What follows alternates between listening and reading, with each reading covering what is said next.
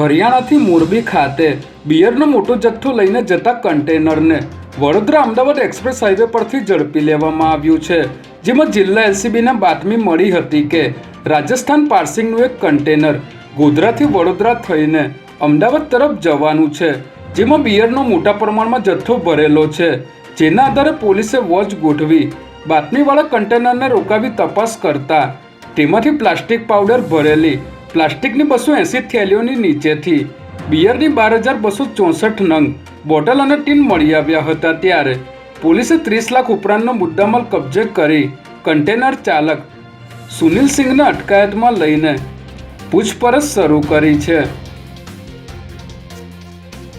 ગુજરાતમાં કહેવાતી દારૂબંધીના અવારનવાર ધજાગરા થતા જોવા મળતા હોય છે, ત્યારે રાજકોટમાં દેશી દારૂના ખુલ્લેઆમ વેચાણથી કંટાળેલા સ્થાનિકો જાતે જ કાર્યવાહી કરવા પહોંચ્યા હતા, જેમાં રાજકોટના અટિકા ઇન્ડસ્ટ્રીયલ વિસ્તારમાં જાહેરમાં દેશી દારૂનું વેચાણ થઈ રહ્યું હોવાના કારણે સ્થાનિકો દ્વારા અનેકવાર રજૂઆત કરવા છતાં પોલીસ તંત્ર દ્વારા કોઈ જ નક્કર પગલાં લેવામાં ન આવતા આખરે સ્થાનિકો દ્વારા પોતપોતાના મોબાઈલમાં વિડીયો શરૂ રાખીને જનતા રેડ કરવામાં આવી હતી। ત્યારે આ ઘટનાને લઈને પોલીસ તંત્ર પર મોટા સવાલો ઊભા થઈ રહ્યા છે।